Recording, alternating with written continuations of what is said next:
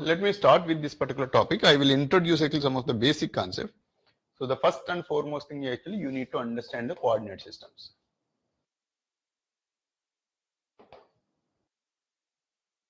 And that too, a deeper level of understanding you need it, right? A deeper level of understanding. It's not peripheral. So let me explain. So what is a coordinate system fundamentally if you ask, right? So what is a coordinate system? Any idea? What is a coordinate system?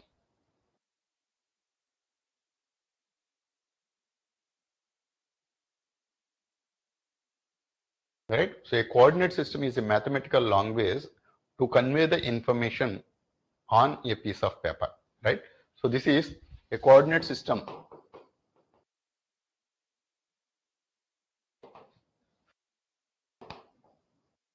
Is a mathematical language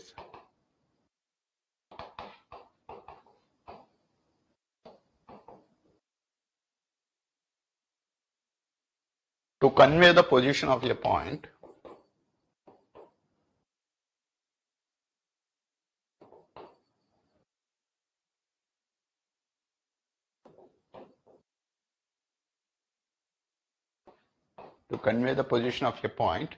on a piece of paper.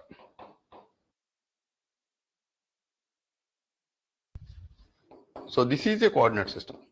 Now it is up to you how do you want it to convey. As long as you have a unique way of conveying the information, that can be always called as a coordinate system. It is like, so if you want to convey the information, you may be using English, or you may be using Hindi, or you may be using Telugu, or you may be using Kannada or Tamil, whatever it may be, right? So all these languages are actually just a medium of conversation, but the actual information is as it is.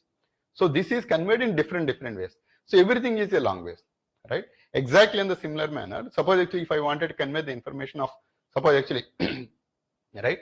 So if I wanted to convey the information only the length, suppose actually there is only one national highway is there. Then actually I am standing on the national highway, and then actually let us say there is a national highway from Bangalore, so Kolkata to Chennai, there is highway, right? National highway. And then actually I am standing on the national highway in Chennai. Then actually I wanted to reach Bhubaneswar. Then actually what number actually he will say? Is it a single number or actually two numbers actually he will say? So he always says that actually, so it is around maybe 1500 kilometers from Chennai to Bhubaneswar. So he is conveying only one information, that is actually 1500 kilometers. He just says the length. So the length of the position actually from one location to another location. So this is actually the Chennai, right? And then actually this is the Bhubaneswar, right? And so one information is sufficient enough. So 1500 kilometers if he says, because actually he is anyway standing on the national highway. So if he goes straight on this line, so maybe actually it is taking too many number of turns, but still actually he says only one number, that is the 1500 kilometers, because everything is understood that actually it is the same road, which is a 4-lane road all the way from the Chennai to Bhubaneswar. Why, right? Chennai to Bhubaneswar, it is the same road. That's why actually if he conveys that 1500 kilometers, that information, then actually everybody will be able to travel from that location to there, right? Without having any confusion. And this is what we call as a one-dimensional geometry. So this is 1D, right? One-dimensional geometry or one-dimensional coordinate system. So this is 1D coordinate system.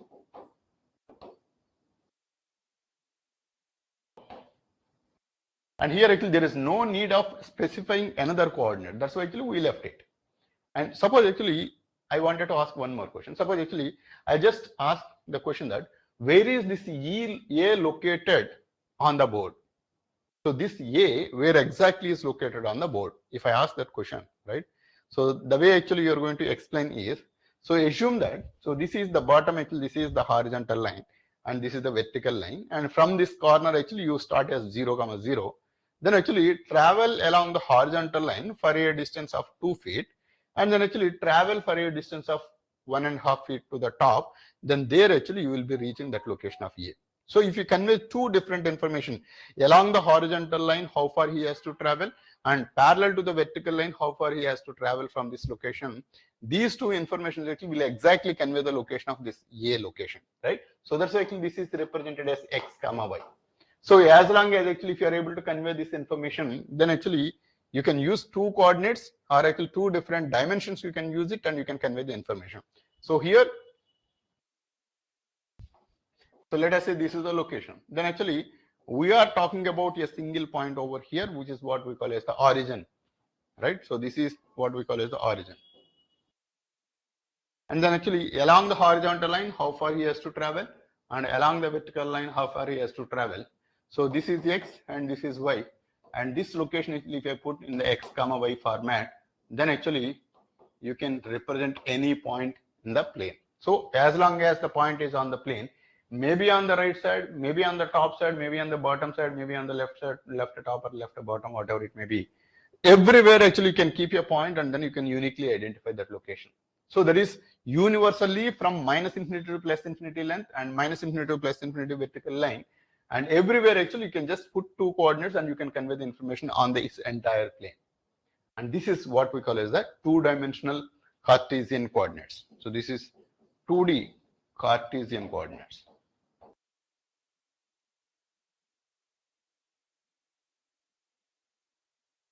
Right, Cartesian coordinates. Now, is it the only way, or is there any other way we can think of to convey the same information? So this point is a reference point, and this point is the point where you wanted to convey, right? And with respect to this reference, to locate this particular point, is there any other way of explaining the same information? Like actually, so maybe actually we are explaining in English, actually is there any other way meaning? So we wanted to express in Hindi, the same information, but in a different words or actually different letters we are going to use it over there. Now the same information, so this should be the origin and this should be the point. Now is there any other unique way of expressing this information? That is the question. So this is actually, there is a horizontal line and vertical line we will take as the reference. But we are not using this one. A better way or a different way actually we wanted to think of. So is there any other way without using this X plane and Y plane?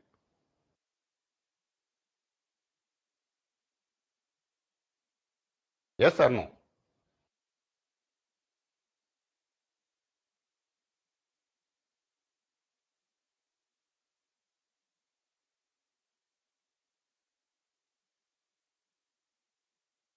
Okay, so let me explain. So there will be a different way also. Suppose actually I draw a horizontal line and this line I call as the initial line or the referential line. Initial line or reference line.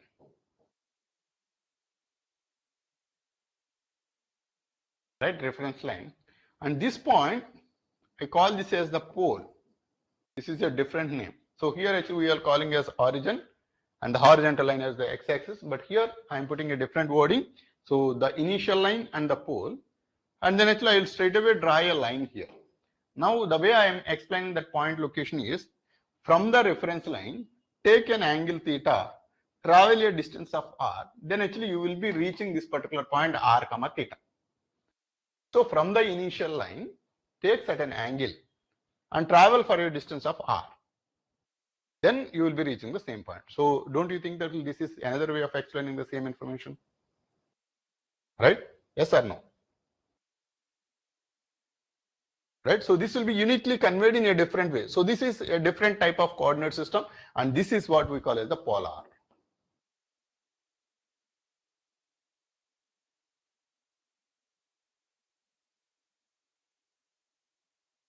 Right? So this is called as the polar coordinate system. So polar coordinates can be used to convey the same information. Cartesian coordinates. So this is up to you. How do you want it to convey it? So one person can say that actually take a horizontal line and from there actually you take certain angle and travel the distance straight away. That is one way. And here actually horizontal and vertical line we will take as the reference and travel along x-axis and y-axis, you will be reaching the same point. Now actually when there are two different languages, we always talk about the dictionary, right? So there should be some way of converting from one way to the another way, right? Even here also we will be converting. So here actually we will be using the coordinates x comma y, and both are the lengths in this case. And here r comma theta, where r is length and theta is angle. R is length and theta is angle, right? Now in this case, what we do is, so we will try to convert it. So I'll just overlap it here. And this angle is theta, and this is the horizontal line, which is the initial line. This point is the pole. Now, so this length being r, and horizontal projection will be r cos theta, and vertical projection will be r sin theta. That means if you know the polar coordinates r comma theta value, you can convert into x comma y as r cos theta comma r sin theta.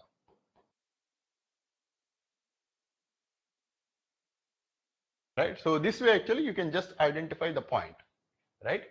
And then the second way, suppose actually if you wanted to convert from Cartesian to the polar coordinate, that means this location is x comma y.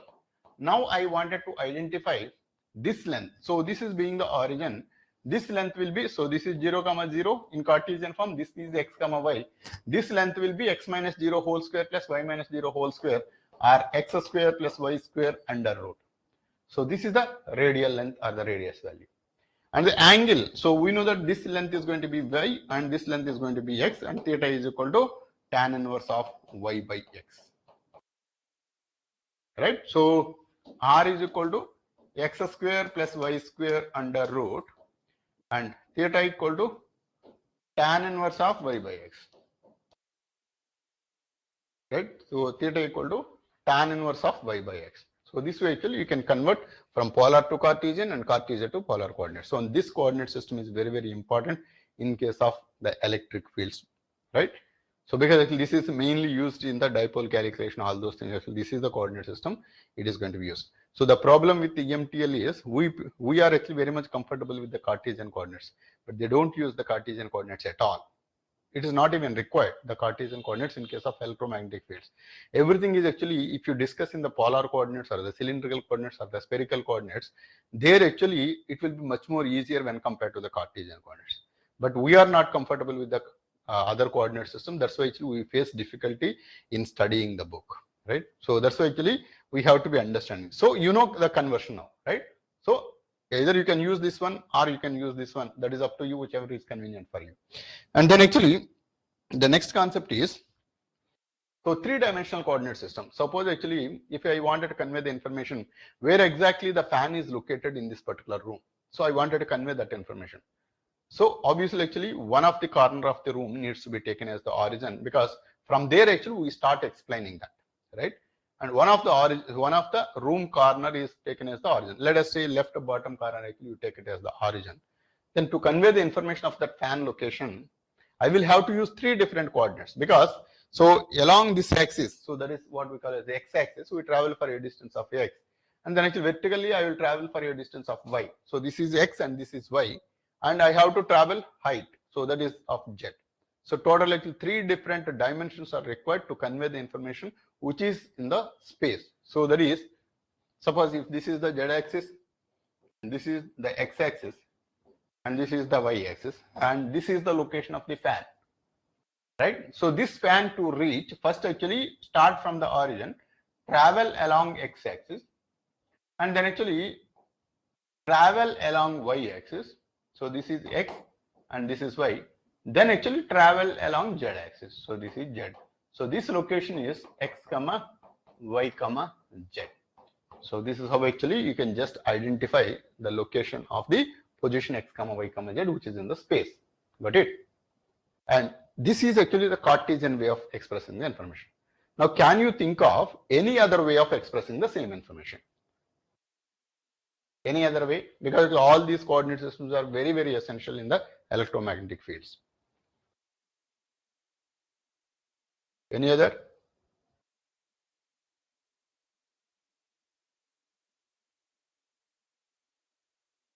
Yeah, cylindrical system, right? So cylindrical system is, now actually for two-dimensional Cartesian I have already given the polar form, right? So polar form is actually another way of expressing the Cartesian coordinates, right? Now if I take the xy plane for the polar and the remaining z I will take it as it is. That means suppose this is x-axis, and then actually I will straight away draw a line like this. So this angle is theta with respect to the x-axis, and this length is going to be r.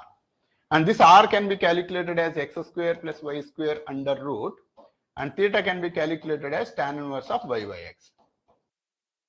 Right? So this way I'll just say that from the initial line. So this is the initial line now. So this is the initial line, and this is the pole, and there is no need of specifying the y-axis actually, because the xy plane itself is replaced with the polar coordinate system. So r comma initial line and the angle theta, that will be there. right? Now this is r and this angle is theta. Obviously on the xy plane, this location is r comma theta. And then actually if you travel for a distance of z to the height, this will be r comma theta comma z. So z is as it is like the Cartesian coordinates, but x comma y is replaced with r comma theta. So this is another way of expressing the same information, and this is called as the cylindrical coordinate system.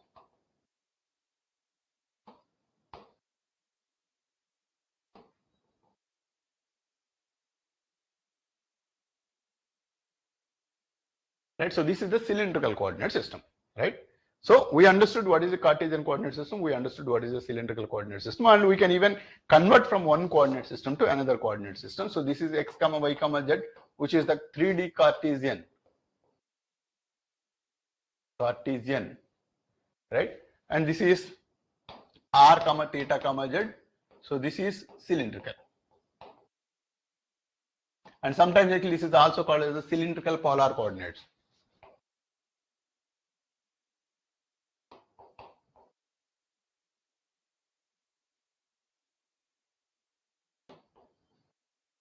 Right, cylindrical polar coordinates. Now actually x comma y comma z values in terms of r comma theta comma z, if you wanted to have it, so then x can always be the r cos theta and y is r sin theta, because this is the same conversion what we have it in polar coordinates. So this is the same thing, xy is as it is, r cos theta and r sin theta. These are all the values actually we'll be using it here. So even here also this is r. If you project onto this one, so this is r cos theta, and this length, so this length is going to be r sin theta. So this actually we are putting it here, and z is as it is.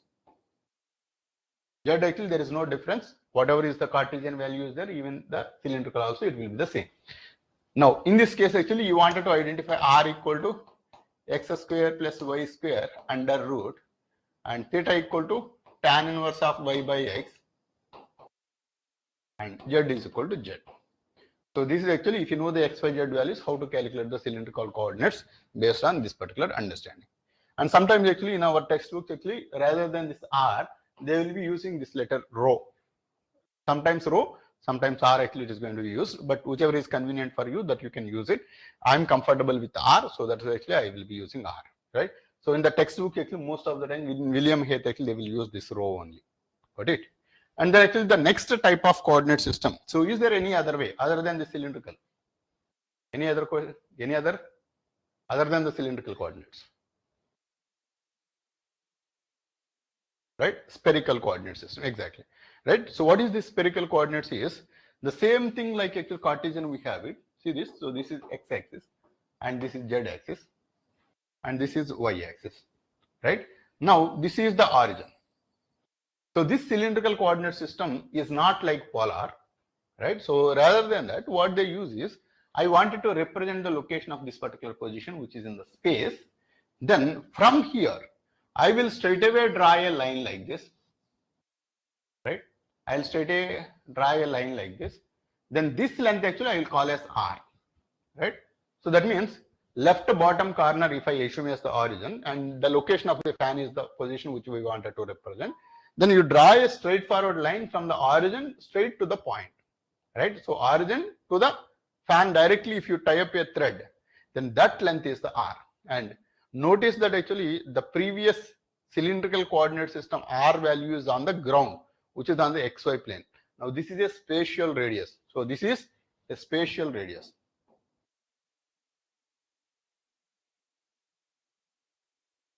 Right? And the cylindrical coordinate system, that is the planar radius, which is on the plane, ground plane only. That means from the origin, where actually if the fan got dropped onto the ground, there actually if you draw a line on the ground itself, that is the location of r. But now it is directly the spatial radius, right? This is one thing. Obviously, if you tie up a thread from the origin to the fan, it will make certain angle with the z-axis. So this vertical line actually, that line actually, if you take it as the z, then this thread actually it will make certain angle theta, right? And obviously if you project onto the z, so this projection will be the z cos, so r cos theta value. So this is r cos theta, right? R cos theta is this r projection onto it. Now the same r actually if you project onto the ground plane, It's not the line. It is ground plane if you project it. So indirectly what I'm trying to say is, if the fan actually suddenly dropped onto the ground, let us say, then actually where exactly it got dropped in, there actually you draw a line. So this is the location of the fan and it was dropped here. Then actually to this location, I'm just drawing this line. Now what is the angle between these two? So this vertical z-axis and this line, what is the angle? This is very important to understand. What is the angle between this line? Exactly. So this is a 90 degrees angle, right? So this is 90 degrees. And what is this length? So this vertical length is r cos theta. Exactly 90 degrees component will be r sin theta, right? So this is r sin theta. And this line actually is not on the x-axis, it's not on the y-axis, it is making certain angle with the x-axis. So this angle is called as phi. So in the previous polar coordinates, whatever the angle theta we have mentioned, now it is the phi. So same theta in the cylindrical coordinates is equal to the phi angle here. So this is the convenience actually we are using it. And this angle is phi. Obviously, if you project this r onto this one, so this is the x location. So this x coordinate will be this length cos of the angle phi. So this is the x length will be r sin theta cos phi. Right, r sin theta cos phi. And the y length actually, so this is the y coordinate. So this is exactly parallel to this one, right? And this length will be r sin theta is the radius value and the perpendicular component will be r sin theta sin phi. Right, r sin theta sin phi. So this way of expression actually we call this as the cylindrical, spherical coordinate system. So in this case actually x equal to r sin theta cos phi and y is equal to r sin theta sin phi, z equal to r cos theta. So this is the conversion from the cylindrical coordinate system to the Cartesian coordinate system. Got it? Right? Cylindrical to Cartesian actually, which you can convert in this particular format. Or else actually, if this location is in the Cartesian form, everything you can calculate it. See this? So this length r is equal to, so this is one conversion. If we know the xyz value,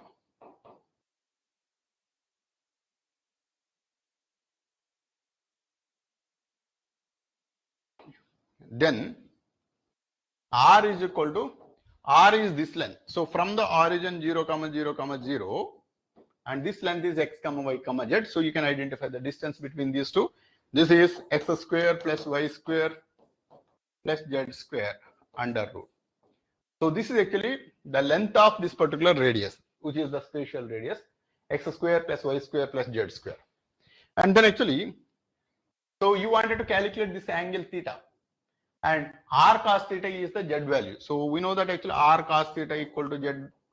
And then cos theta we can calculate the z by r. We know the x, y, z values. So hence it is z by x square plus y square plus z square under root. So this is how actually we can calculate the cos theta value. So theta is cos inverse of z by x square plus y square plus z square under root. And if you wanted to calculate the angle phi, and we know that at this location is x comma y, because this is at z is equal to 0 location where the fan got dropped onto the ground, and this value is x comma y. And this angle phi is decided by the xy coordinates, like the polar case, right? So in case of polar, actually the way we have calculated, so angle phi is equal to tan inverse of y by x, right?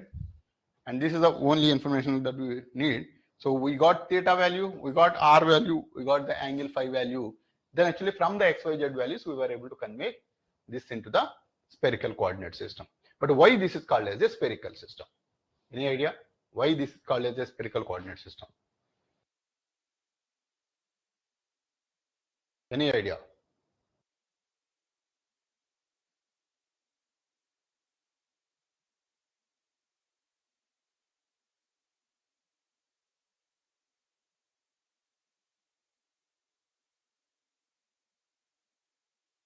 Right? Okay, let me explain. See this, why this is called as a spherical coordinate system is, first thing is, so this is one angle theta for a fixed value of r.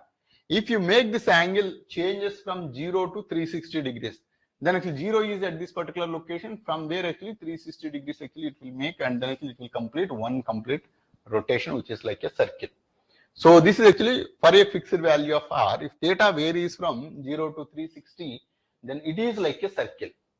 And then actually this circle, let us say this is on the xy plane, and if this is rotated like this horizontally, so because actually the angle phi is on the x is equal to, so on the x-axis actually the angle phi equal to 0. If you change this angle phi from 0 to 180 degrees, then actually it will be like a complete spherical shape. So this is like this. Suppose actually if I take this particular cell, then actually this cell phone, and one thing is actually I am making a vertical circle like this, and this vertical circle with respect to this central line, if I try to rotate horizontally like this, so this is the angle phi direction. So angle phi actually I have just turned out like this. If you notice, I have made only 180 degrees angle. So this line is coming on the opposite side. So it is making only 180 degrees to complete one spherical shape, because so on this side actually it is making half of this sphere, and the other portion is making half of this sphere. So this portion is half of this sphere, this portion half of this sphere. If I rotate only 180 degrees angle, got it? I hope you understood this, right? So this one actually, this is making 180 degrees angle. That is why you can make a vertical circle and then make a horizontal 180 degrees. Vertical circle is from 0 to 360 degrees, and horizontal is from 0 to 180 degrees only. The other way is, you can make a horizontal circle like this. Actually you can make it a horizontal circle like this, and then actually try to rotate vertically 180 degrees. Even then also this half portion will make a half sphere, and this half portion actually will make a half sphere if it rotates only 180 degrees. Got it? I hope you understood this. Yes or no? To make a complete sphere, one angle has to be 0 to 360, another angle has to be from 0 to 180 degrees only. What about you other? Right? Naik and Venu?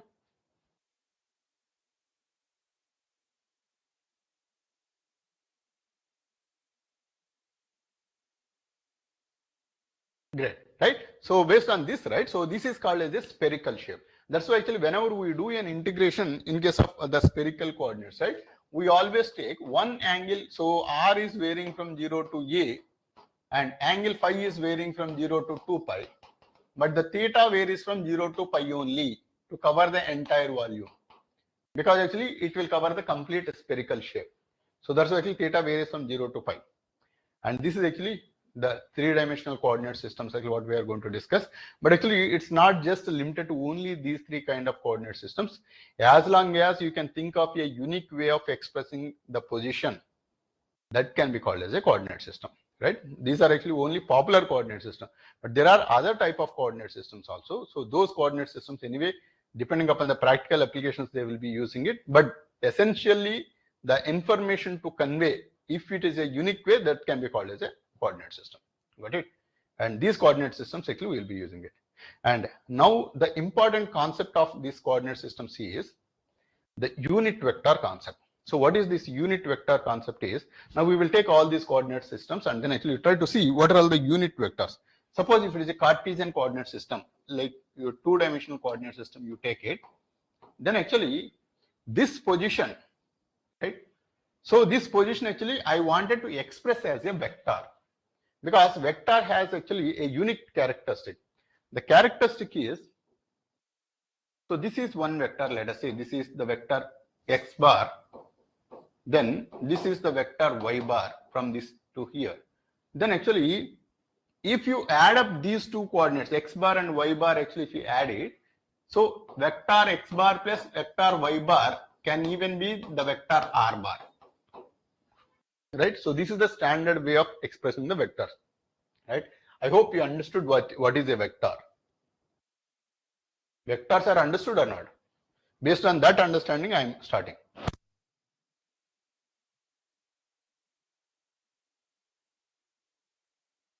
Right? Okay. Fine. So let me ask one fundamental question on vectors, then we can proceed further. So why there is a need in physics to classify vectors under scalars? Why there is a need?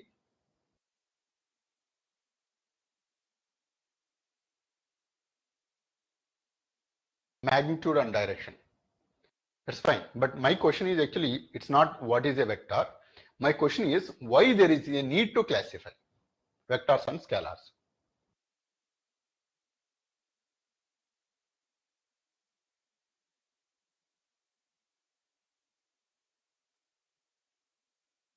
Anybody? Naik, Venu? Displacement and field required directions. Yeah, so if it is direction requirement, then we classify that as a vector. That is fine. But the question is why we need to classify. Let it be there. If direction has to be there, let it be there. If magnitude has to be there, let it be there. Then why we have to classify? Can't we deal with directly?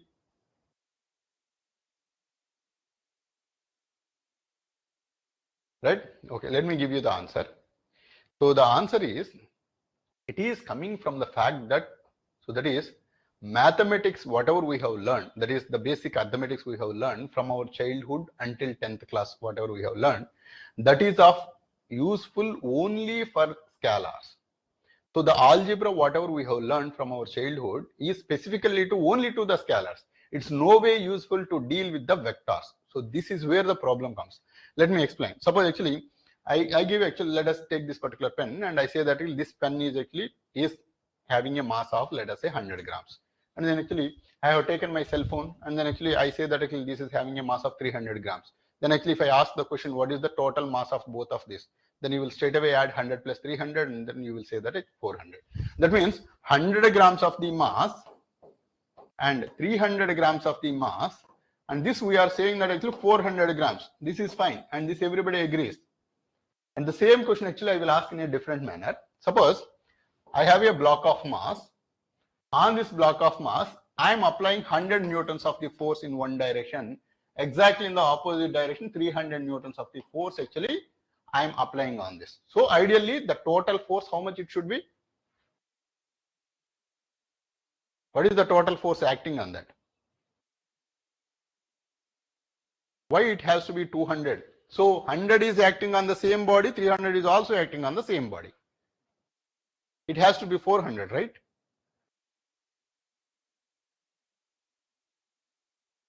It is on the same body. It is on the same body. Two different forces are acting, right? So automatically actually your mind says that actually because there is a direction and this addition is no more valid. I hope you understood, right? This standard way of addition is no more valid just because of the reason that actually there is a direction associated. This is where the problem comes, right? So whenever there is a direction that is involved in any of the physical quantities, then our fundamental understanding of the algebra will be of no use in handling with the directional components. Then there is a need to redefine the entire algebra. So we have redefined everything only specifical to the vectors, and that's what we call as the vector algebra.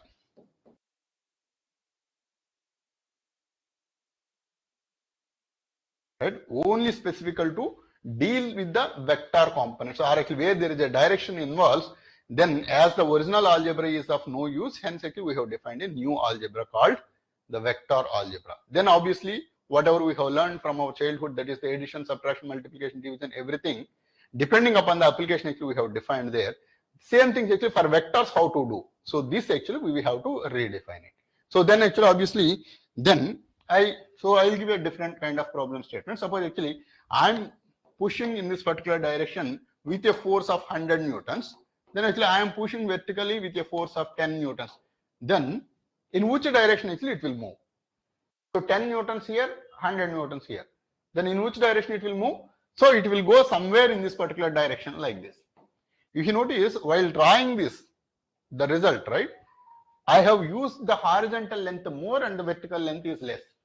This is as if like this line length actually like this and this line length is like this, and this will be the result. And this actually is convincing.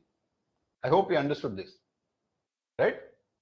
So one person actually with a heavy force actually is pushing like this, and a small kid actually trying to push in this direction. Both together actually will try to move in this particular direction. So this is a convincing answer. So whenever there is a need to add two different vectors, then actually depending upon the length, so we will be using the magnitude as the length, and then it correspondingly you can complete this triangle and you can still find out the resultant magnitude. Suppose rather than this direction, I'll try to push this in the, so horizontally like this and in a slant way like this. So this is of 100 newtons, then this is of 100 newtons. Then actually it is the same magnitude but in a different direction. I will draw 100 centimeters here, and I will draw again 100 centimeters length here with the same angle. So this angle, whatever is there, with the same angle, actually if I try to push it, then the result will be obviously this is trying to move exactly the same length and this is trying to move exactly the same length. Then this will be the resultant force R. Got it? Resultant force. And this way of addition is required now for the case of vectors, and this is called as the parallelogram law of vector addition.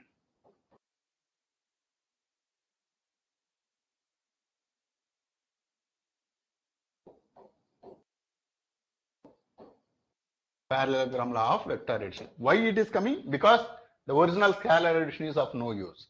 And obviously, when there is a need to add two different vectors, there is a need to subtract one vector from the other vector also, right? So there actually we will subtract the other vector. So that means subtracting meaning acting in the opposite direction, obviously, right?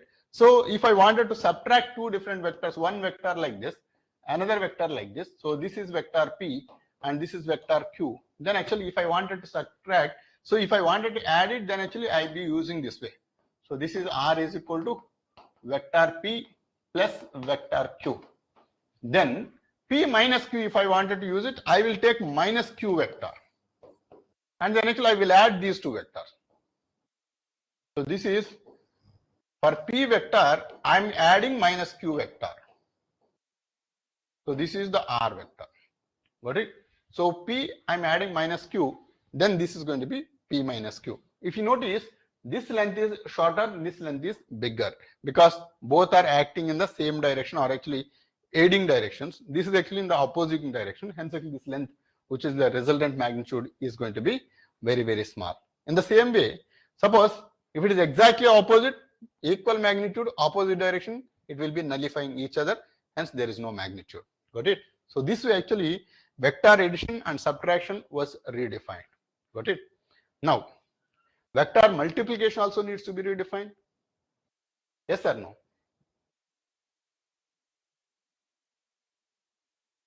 Addition and subtraction, like in the normal algebra, we have defined. But what about the multiplication? Right? We will have to redefine the multiplication also. Then actually, why there are two different kind of multiplications in case of vectors? So we have a scalar multiplication, we have a vector multiplication. Why there is a need of the scalar multiplication and the vector multiplication? And ideally, actually, in case of normal algebra, we have only one type of multiplication, 2 into 3 equal to 6, right? But actually, 2 newtons of the force and 4 meters of the displacement, we are not straight away multiplying it, right? We are taking certain angle in between them also, right? So here actually, when we multiply vectors, multiplication of vectors,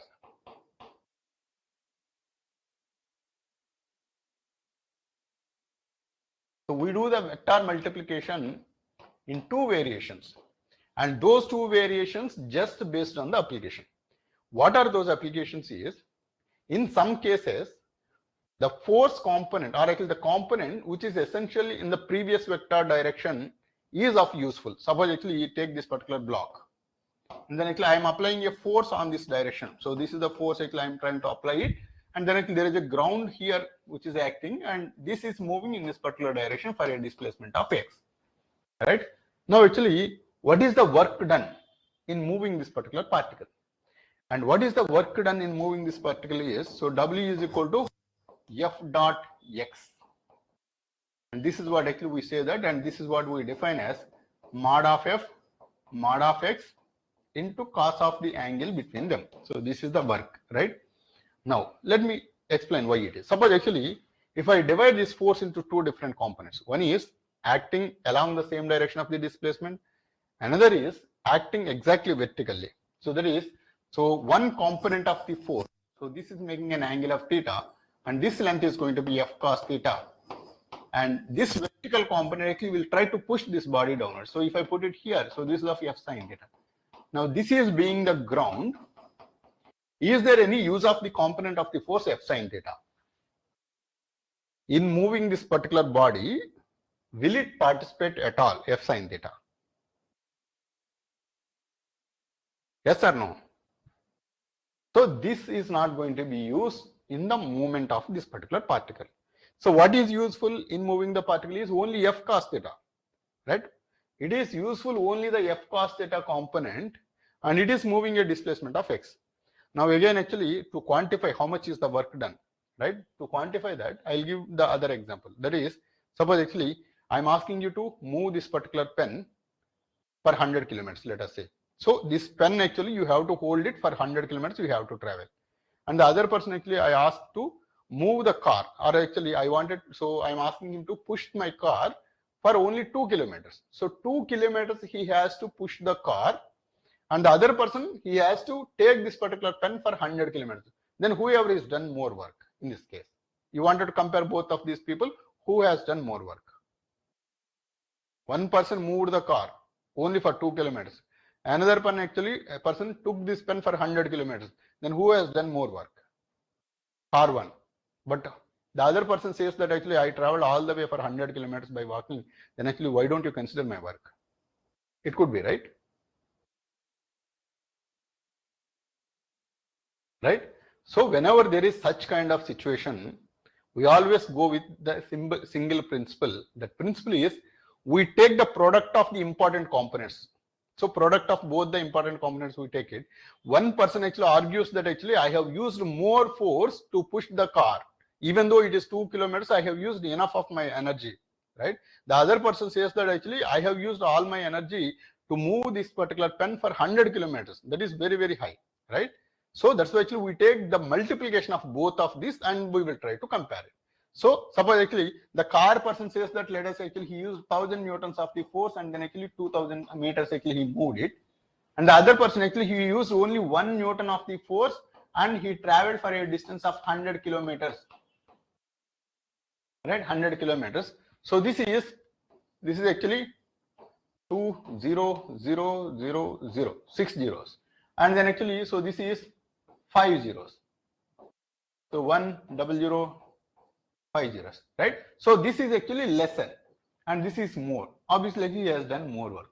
So depending upon that, actually we will try to compare. So the important point is we are taking the product of the displacement he traveled and the force he has used. This is the key point. Whenever there is an importance of two components, we always take the product of it. Now here exactly what we have done. Now, so F cos theta is the effective component of the force that is used in this particular movement, and X is the displacement he actually moved it, and we will take the product of that. So F into X into cos theta we take it. Then that will be considered as the actual work he has done.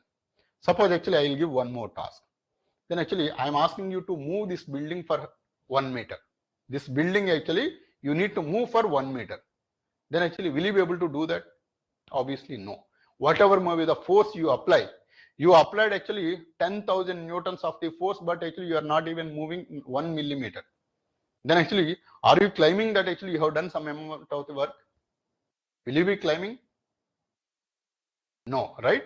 That means actually you have not done any work. Even though you have applied 10,000 newtons of the force without actually moving the building, then actually I don't consider that actually you have done some amount of the work. So the displacement is important and the force is also important. And this product actually we call this as the work. Now actually the work actually displacement we call it. Let me explain one more concept. See this, suppose actually in this actually there is a chair actually that is present here. Then actually I am asking you to move this chair from this room to the other room. Then actually I went away outside and then actually I took a chai and then actually I came back. And meanwhile actually what you have done, you have taken this chair and moved to the other room, and then actually you waited for some time and Sir is not coming. That's why actually you moved back to the same location. Then actually by the time I come back here, then actually the chair actually I can find at the same location where I left, right? Then actually, so obviously actually how do I consider? You have not done any work, obviously, right? You have not done any work because there is no displacement for this. So that means the displacement has to be there whenever there is a work. So you cannot claim that actually you have taken this chair to the other room and you came back to the same position, right? And you have done actually the work, right? But actually, I don't feel that actually it is a work, because actually there is no displacement from the location where I left it. It is as it is there. So displacement is a must component in case of work, right? So that's why actually this concept is very, very essential concept in the electromagnetic fields, because actually the displacement actually we will be using it in multiple positions, right? And this is how actually the work actually that is going to be done. Now suppose actually I have taken one particle from here and then actually I brought back to the same location. Then actually, did I do any work in this case?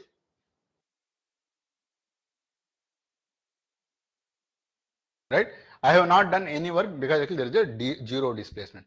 But actually in reality, right? In reality, moving this chair to the other room and moving back the chair to the same location, but he has done some amount of the work, right? He spent his energy, yes or no?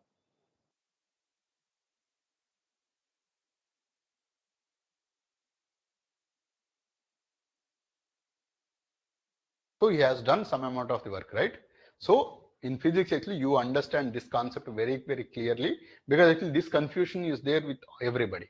So he has done actually some amount of the work while moving this chair to the other room and bringing back to the same location, right? So that's why actually there are two different kinds of forces actually we will be discussing in case of physics. One force is actually the dissipative force, right? So dissipative force.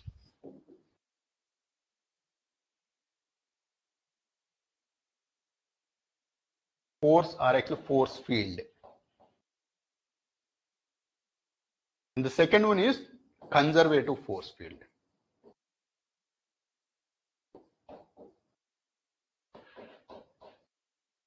Right?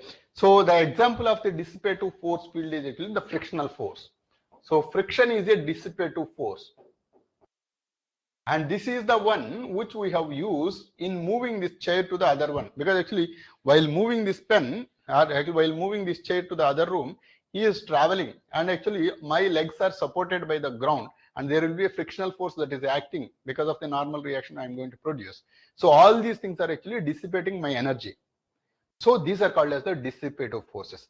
Under dissipative forces, you feel that actually you have done some amount of work even though there is a zero displacement. Understood? Right? Even though there is a zero displacement, while moving there and coming back, actually you have done, or you have dissipated your energy. So that's why actually you have done a certain amount of dissipative energy, right? Dissipative work. And the other case is actually the conservative force field. Now, without explicitly mentioning, we don't consider this dissipative forces at all, at least in our electrical engineering. In physics, actually they do consider all those things, right? And we will be dealing with only the conservative force fields. And the electric field and the magnetic field both are actually the conservative force fields, right? Conservative force fields meaning whatever you give it, it will revert it back. So there are examples of these conservative force fields. Gravitational force is a conservative force field, meaning suppose actually if I lift this pen to this particular height, it will bring back to its original position if I leave it, right? Suppose if I have done certain amount of work in moving this pen to this height, and if I leave it, then actually it is going back. That means it is giving the same energy backwards. So in this case, actually, the effective work done is going to be zero. So because from the ground, actually, I have lifted to this position, and then if I leave it, it is going to the same position. So I have given, which is a positive work, and it is reflecting back, it is a negative work. Both are compensated each other, and essentially the work is going to be zero because this pen is actually going back to its original position. This happens only if there is a conservative force field. That conservative force field is, so this gravitational force field. Got it? I hope you understood this. Got it? So we will discuss all these concepts actually in the next class, because there are a lot many concepts actually we'll have to understand the vector, unit vector concept and the positional vector concept, and apply to different coordinate systems along with the vector calculus. So all those concepts are essential to understand the wave equation. So that I will discuss in the next class. Yeah, that's all for today. Yeah, thank you.